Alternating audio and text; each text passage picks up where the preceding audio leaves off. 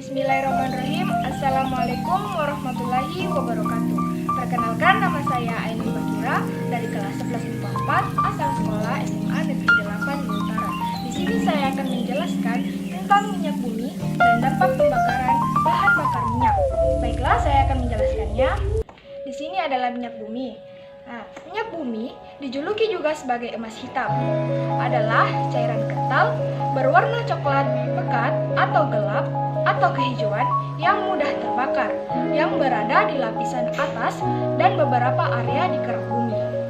Minyak bumi juga merupakan sumber daya alam yang tidak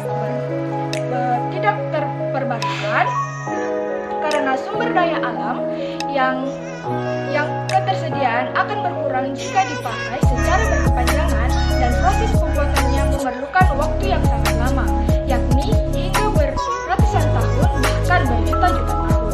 Lanjut, kita ke bagian B. Di sini bagian B, proses terbentuknya minyak bumi. Minyak bumi terbentuk selama jutaan tahun. Ketika pada masa purba, tanaman dan hewan laut kecil atau mikroorganisme melalui mati lalu terkubur di lapisan pasir dan batuan. Lapisan lumpur, pasir, batu, dan materi tanaman dan hewan terus bertambah dan mengalami tekanan panas dalam lingkungan anaerob yang menjadikan berubah atau bertransformasi menjadi minyak bumi. Selanjutnya, di bagian C, proses pengolahan minyak bumi. Dalam proses pengolahan minyak bumi, entah sampai bisa dimanfaatkan dalam bentuk bermacam-macam produk adalah sebagai berikut.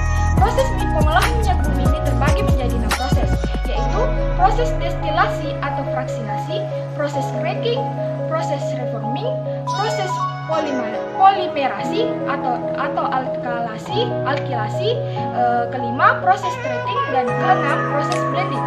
Saya akan menjelaskan proses destilasi atau fraksinasi. Proses destilasi atau fraksinasi ini adalah tahap pertama yang harus dilalui dalam proses pengolahan minyak bumi mentah, adalah destilasi. Destilasi sering pula disebut fraksinasi. Fraksinasi adalah proses pemisahan fraksi-fraksi dalam minyak bumi berdasarkan perbedaan titik-titik.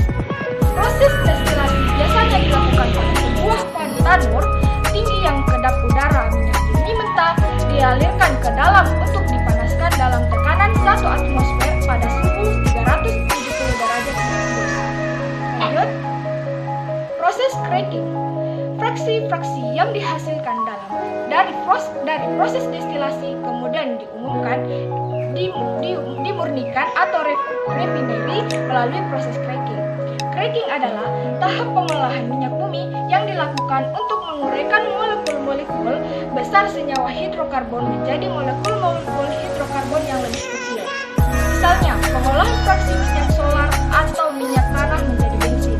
Proses cracking dapat dilakukan dengan 3 cara, yaitu cara panas atau thermal cracking, cara katalis atau catalytic cracking, dan hydrocracking. Setelah bahas proses cracking, kita akan bahas proses reforming. Proses reforming adalah merubah struktur molekul fraksi yang mutunya buruk atau rantai burus menjadi fraksi yang mutunya lebih baik atau rantai karbon bercabang, yang dilakukan dengan penggunaan katalis atau proses pemanasan. Karena dilakukan untuk merubah struktur molekul, maka proses ini juga disebut sebagai proses isomerisasi. Selanjutnya, proses polimerasi dan alkilasi. Setelah diperbaiki struktur molekulnya, fraksi-fraksi yang dihasilkan dari pengolahan minyak bumi mentah kemudian melalui proses alkilasi dan polimerisasi. Alkilasi adalah tahap penambahan jumlah atom pada fraksi sehingga molekul fraksi menjadi yang lebih panjang dan bercabang. Proses selanjutnya yaitu proses treating. Proses treating adalah proses pemurnian fraksi minyak bumi melalui eliminasi bahan-bahan pengotor yang terikut dalam proses pengolahan atau yang berasal dari bahan baku minyak mentah. Proses terakhir adalah proses blending. tahap terakhir yang dilalui dalam proses pengolahan minyak bumi sehingga menghasilkan bahan siap guna adalah proses blending. Nah, blending adalah tahapan yang dilakukan untuk meningkatkan kualitas produk melalui penambahan bahan-bahan aditif ke dalam fraksi minyak bumi. Setelah membahas dari proses-proses pengolahan minyak bumi, kita akan membahas tentang bensin dan bilangan oktan. Bilangan oktan adalah angka yang menunjukkan seberapa besar tekanan yang bisa diberikan sebelum bensin terbakar secara spontan.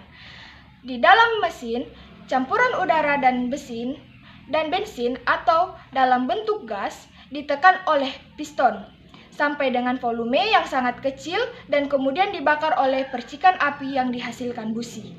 Nah, setelah membahas KD 3.2, saya akan membahas tentang di KD 3.3. Di sini terdapat dua pembahasan. Yang pertama, dampak pembakaran bahan bakar dan cara mengatasi dampak negatif pembakaran bahan bakar. Saya akan bahas bagian A, dampak pembakaran bahan bakar. Dampak pembakaran bahan bakar atau fosil atau batu bara, minyak bumi, dan gas alam dapat menyebabkan masalah pencemaran lingkungan, khususnya pencemaran udara, seperti yang terjadi di kota-kota besar dan padat penduduk. Agar lebih memahami manfaat pemakaian bahan bakar fosil dan dampak yang mungkin terjadi, akan dibahas berbagai pencemaran udara, efek rumah kaca, dan hujan asam. Nah, proses terakhir, saya akan membahas yang terakhir, yaitu cara mengatasi dampak negatif pembakaran bahan bakar. Nah, cara mengatasi dampak negatif pembakaran bahan bakar terhadap lingkungan yaitu terdapat 4, yaitu melakukan penanaman tumbuhan sebagai penyerap karbon dioksida hasil pembakaran bahan bakar. Kedua, mengurangi penggunaan kendaraan bermotor yang berlebihan. Ketiga, memastikan pembakaran berlangsung sempurna agar tidak timbul karbon monoksida. Keempat, menggunakan bahan bakar dengan kadar belerang rendah. Nah, setelah saya membahas semua tentang minyak bumi dan dampak pembakaran bahan bakar minyak, mungkin ada yang kurang lebihnya mohon dimaafkan. Jika ada kekurangan dalam pembahasan saya ini, mohon dimaafkan. Wabillahi wal taufiq wa hidayah. Wassalamualaikum warahmatullahi wabarakatuh.